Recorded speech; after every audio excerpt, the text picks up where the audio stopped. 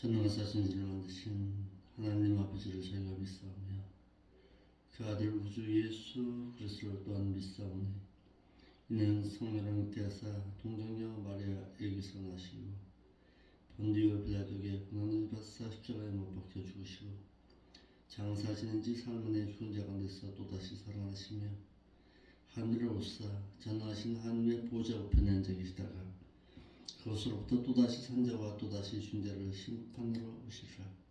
성령을 믿사오며 거룩한 공예와 성도가 서로 교통하는 것과 죄를 사하여 주는 것과 몸이 다시 사는 것과 또한 영원히 사는 것을 저희가 믿사옵나이다. 아멘. 하나님의 말씀은 누가복음 5장 26절부터 보겠습니다.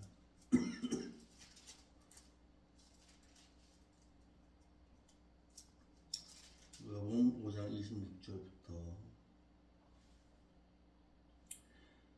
모든 사람이 놀라 하나님께 영광을 돌리며 심히 두려워하여 가로되 오늘 우리가 기이한 일을 보았다 하니라.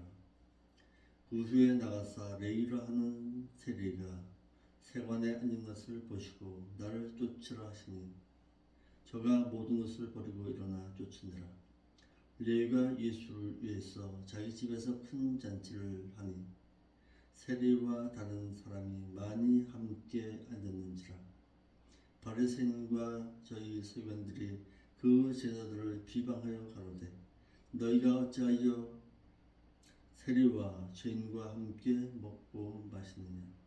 예수께서 대답하여 가라사대 건강한 자에게는 의원이 쓸데없고 병든 자에게라야 쓸데있나니 내가 의인을 부르러 온 것이 아니요 죄인을 불러 회개시키러 왔노라.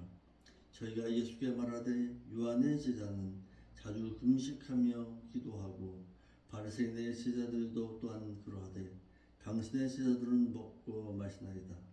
예수께서 저희에게 이르시되 혼인집 손님들이 신랑과 함께 있을 때에 너희가 그 손님으로 금식하게 할 수 있느뇨. 그러나 그날에 이르러 저희가 신랑을 빼앗기리니 그 날은 금식할 것이니라.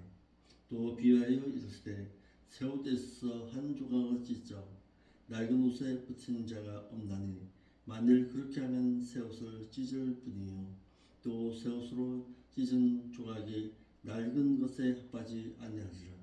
새 포도주를 낡은 가죽부대에 넣는 자가 없나니 만일 그렇게 하면 새 포도주가 부대를 터뜨려 포도주가 쏟아지고 부대도 버리게 되느니라. 새 포도주는 새 부대에 넣어야 할 것이니라. 묵은 포도주를 마시고 새 것을 원하는 자가 없나니 묵은 것이 좋다 함이니라. 아멘. 오늘도 하나님의 말씀을 통해서 우리의 신앙을 일깨워 주시고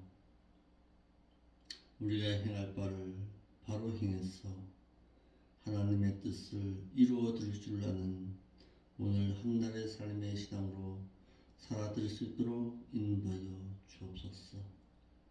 거룩하신 예수님의 이름으로 기도하옵나이다. 아멘. 예수님의 표적을 보고서도 믿지 못하는 자들이 있었습니다. 중풍병자가 병고침을 받고 일어나서 그가 집으로 돌아가기까지 그곳에 있던 많은 무리들은 예수님의 하나님의 아들로 이 땅에 보내심을 받은 메시아이심을 깨닫지를 못하고 오히려 두려워하고만 있었습니다. 본문에 두려워했다라는 것은 해포 베데산이라는 단어를 썼는데 기이하게 여기다, 찬양하다, 이상히 여기다라는 뜻이지만은 이 단어가 하나님의 신적인 어떤 기사나 표적을 보고 두려워 떠는 마음의 상태를 말합니다. 두려워 떨고는 있었습니다. 그렇지만은 그들의 믿음의 신앙 가운데서는 하나님을 경외하거나 이 땅에 자신들을 위해서 보내심을 받은 예수 그리스도에 대해서 깨닫지를 못함으로 인해서 그를 영접하지는 못하고 있었다라는 사실입니다.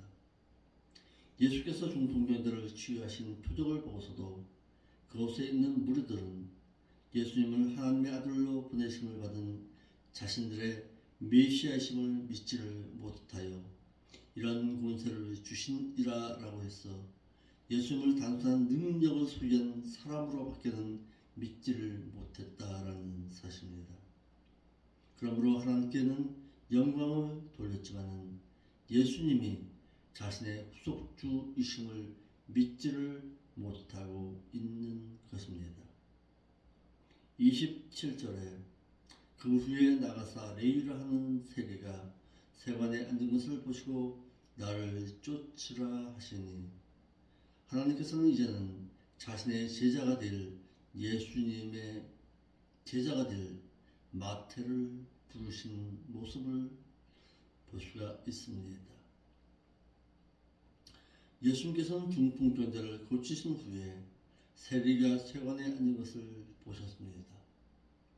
본문의 내용과 병행 구절인 마가복음 2장 14절에서는 이들을 마태라고 했습니다. 그에 대해서 말하기를 알페오의 아들 레위이고 세관이라고 했습니다.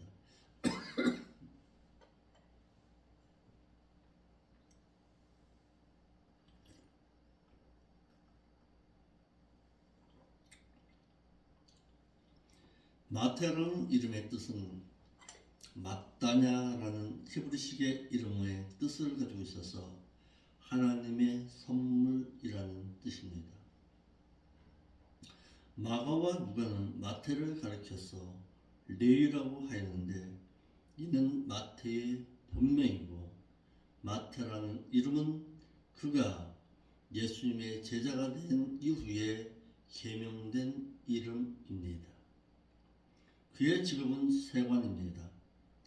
당시 이스라엘은 로마의 식민지 가운데 있었던가 자신의 백성인 유대인들을 대상으로 세금을 걷어 로마에 바친다는 것은 매국노 취급을 받을 정도로 싫어하는 직업이었습니다.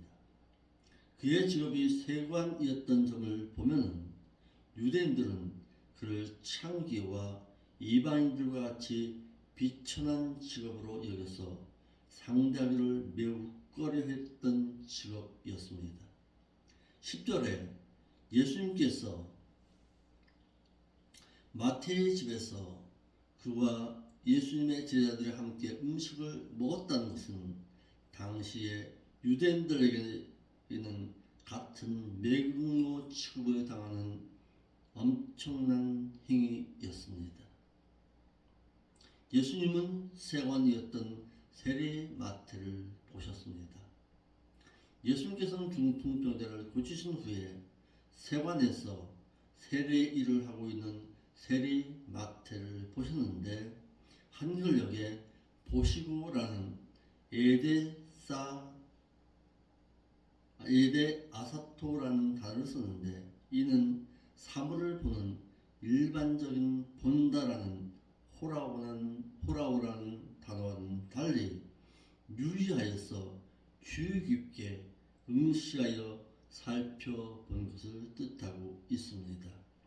즉 예수님께서는 세관이었던 세리 마태를 유의 깊게 주의 깊게 응시하여 살펴보았던 것입니다. 예수님께서는 세관인 세리가 앉아서 자신의 업무의 일을 행하고 있는 것을 주의 깊게 응시하여 바라보았습니다. 이러신 후에 예수님께서는 세리 마태에게 나를 쫓으라고 하였습니다. 예수님께서는 세리인 마태가 세관에서 자신의 업무의 일을 하고 있는 것을 자세히 응시하여 살펴보신 후에 그에게 너는 나를 쫓으라고 하십니다. 나를 쫓으라.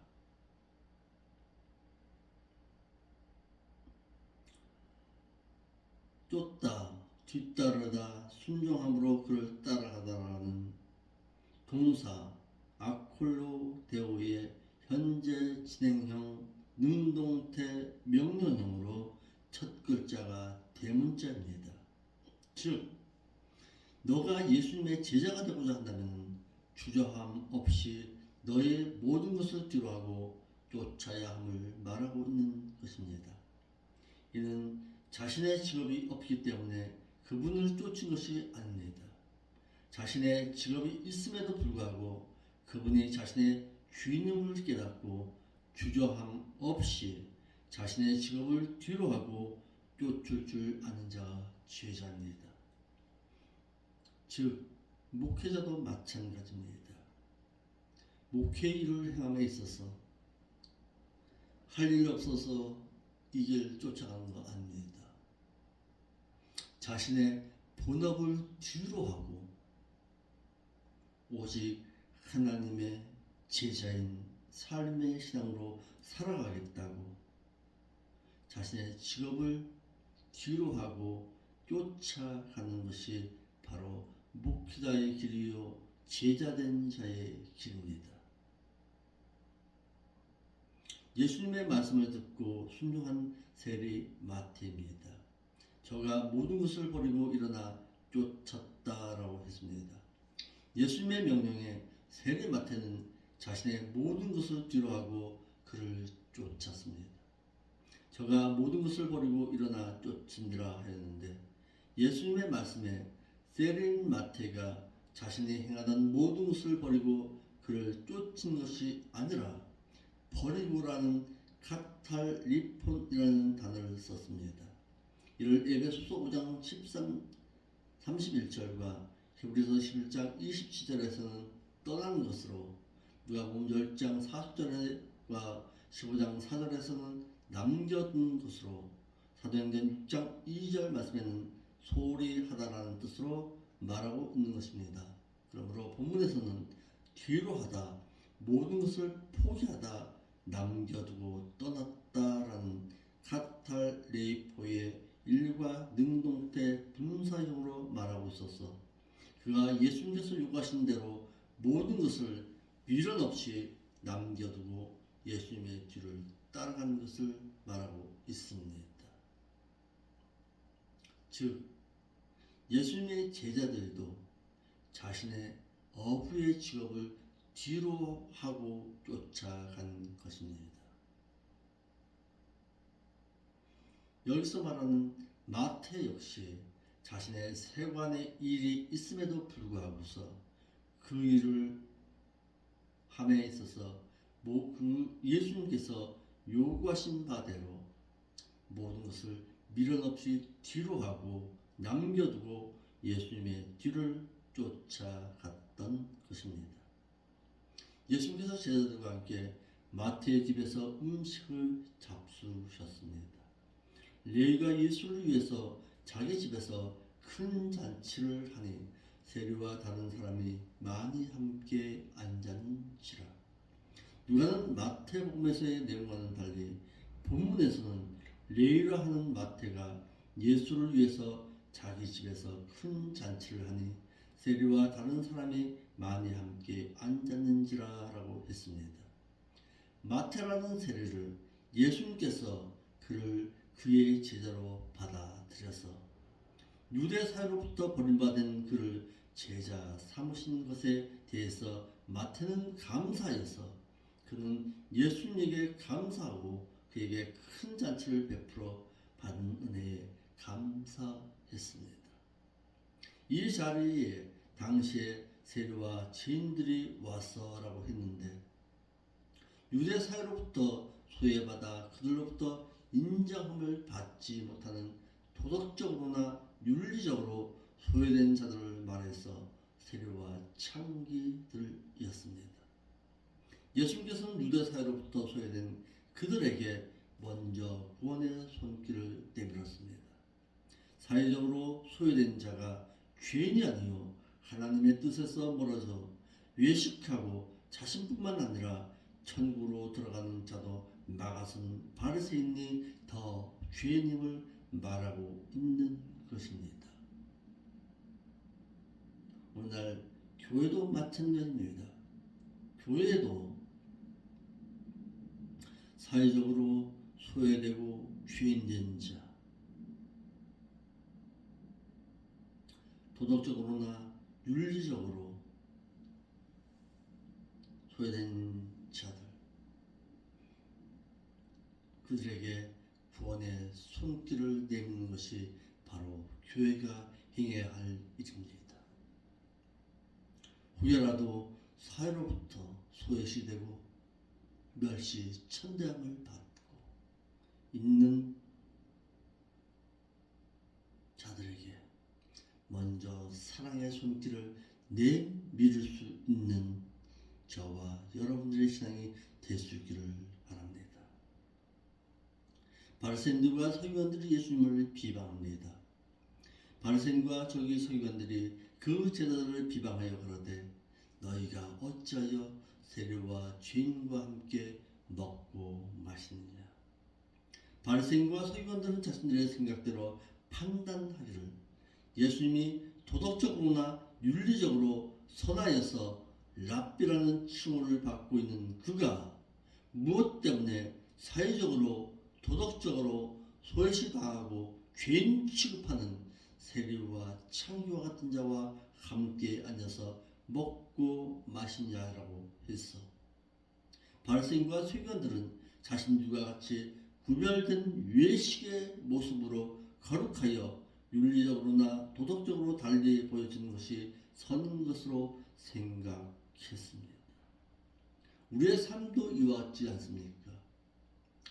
사회에 나가서는 외식적으로 나는 그래도 윤리적으로나 도덕적으로 달리 보이는 모습처럼 행하고 있는 외식적인 삶의 신앙으로 살아가는 성도는 아닙니까? 교회에 올 때만 거룩한 척, 삶의 신앙을 되돌아보면 사회 일반 사람들과 다를 바 없는 그런 외식적인 삶의 신앙으로 살아가고 있지는 아니한가라는 사실입니다.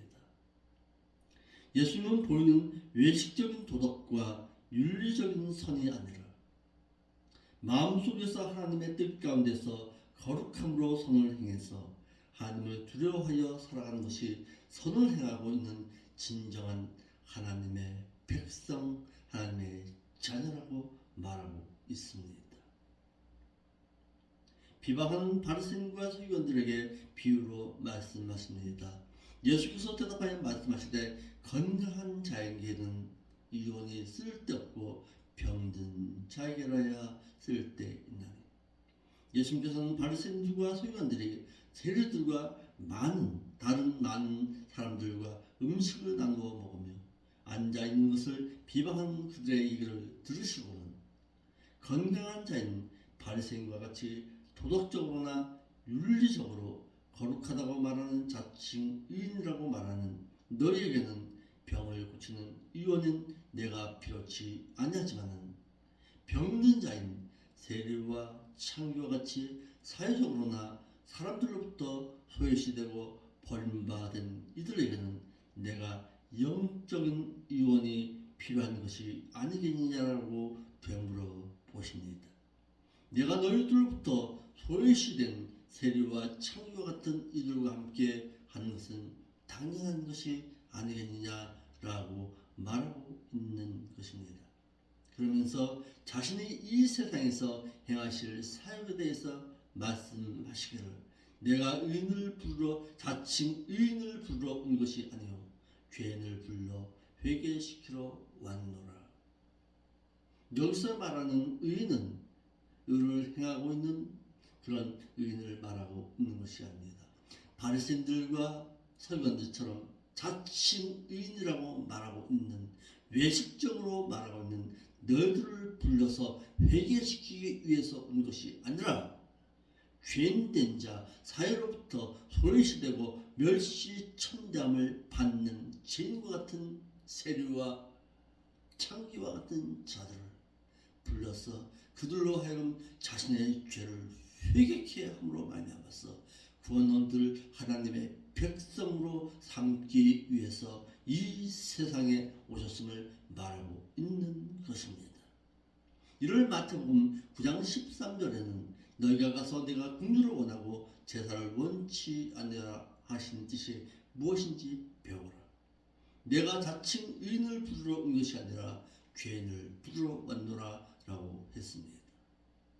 이를 호세아 6장 6절에는 나는 인애를 원하고 제사를 원치 아니하고 번제보다 하나님을 아는 것을 원하노라 라고 했습니다. 당시에 호세아가 기도한 바 겉으로만 의인치하면서 외식적으로 도덕적인 선을 행하는 바리새인들을 향해서 훈계하신 바 하나님은 긍휼의 하나님의 사랑과 이웃에게 하나님의 사랑을 나타내는 것을 더 원하신다고 했어. 제사인 하나님께 형식적으로 예배함보다는 하나님의 사랑의 실천을 행하였어.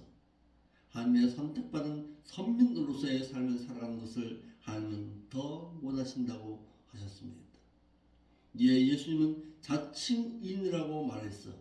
사회적으로나 도덕적으로 사람들에게 인정함을 받는 바리새인인 너희들을 구원하고자 온 것이 아니라 사회적으로 소외시되어서 버림받은 죄인된 창기와 세리와 같은 죄인을 구원하려고 왔다고 했습니다.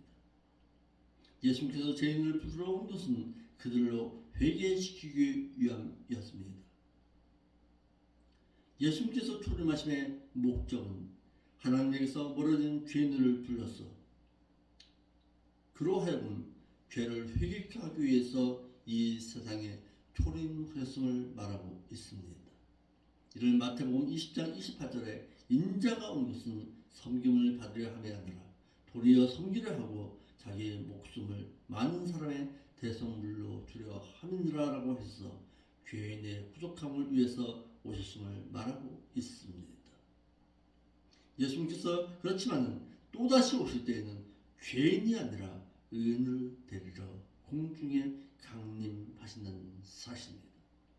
예수님께서 사람이 되어 초림하시는 것은 죄인인 자들의 죄를 없이하여 구원해 주시기 위함이셨고 그리스도께서 두 번째 공중까지 오시는 것은 믿는 자들의 신랑으로서 죄와 상관없이 살면서 당신을 학수고대하여 기다리는 자들을 위해서 영원한 구원에 이르게 하기 위해서 오신다고 히브리서 9장 28절 말씀에 기록하고 있습니다. 이를 이사야서 59장 20절 말씀에는 여호와께서 가라사대 구속자가 시온에 임하되 야곱 중에서 죄에서 돌이키는 자들에게 임할 것이니라 여호와 하나님의 말씀인더라라고 해서 종말론적으로 죄와 상관없는 자들에게 그리스도께서 오실 것임을 말하고 있습니다. 구원에 이르게 하기 위해서 이는 영원한 구원에 다다르게 하기 위하여라는 뜻입니다. 죄와 상관없이 살아가는 자, 믿는 자와 죄와 상관없이 살려면 적극적으로는 말씀대로 직접 행하고 살아야 하고 소극적으로는 말씀대로 살지 못한 것에 대해서 주인 죄를 회개하고 구원에 이룰 수 있는 자의 삶의 신앙으로 살아가야 합니다. 잠언 28장 18절 말씀에 흠없이 행하는 자는 구원을 보장받을 것이다. 그러나 행실이 사악한 자는 곧 넘어질 것이라고 했습니다.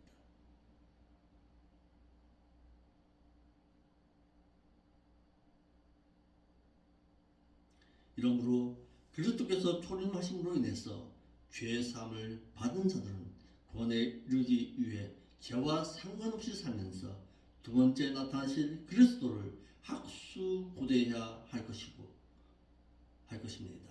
이러한데도 당신은 신랑이신 그리스도는 학수고대하지 않고 세상적이고 육신적인 것을 추구하고 세상의 그 무엇을 얻기 위해 기도만 한다면 신랑으로 오실 그리스도에게 당신은 신부로서 데려감을 당하는 대신 파혼당하는 비참한 약혼녀가 되고 말 것이란 사실입니다.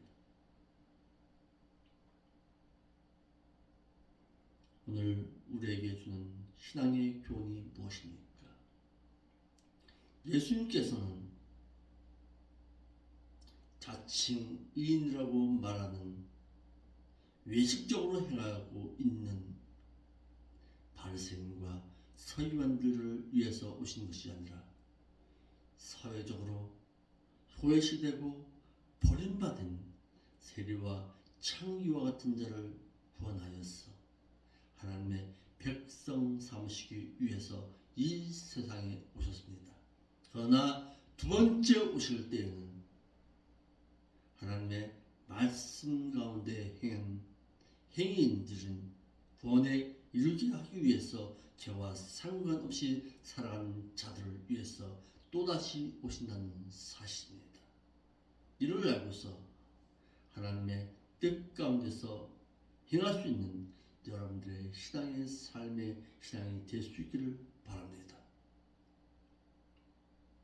오늘 우리의 믿음의 신앙이 한층 더 하나님의 뜻에 합당한 자의 삶의 신앙으로 살아드릴 수 있는 여러분들이 될 수 있기를 바랍니다. 기도하겠습니다. 아버지 하나님, 참 감사함을 드립니다. 모두 귀한 말씀을 통해서 하나님의 뜻을 찾고 발견했습니다. 오늘도 말씀하신 바대로 살아드리겠습니다. 성령께서 인도하여 주옵시고 어루만져 주옵소서. 거룩하신 예수님의 이름으로 기도하옵나이다.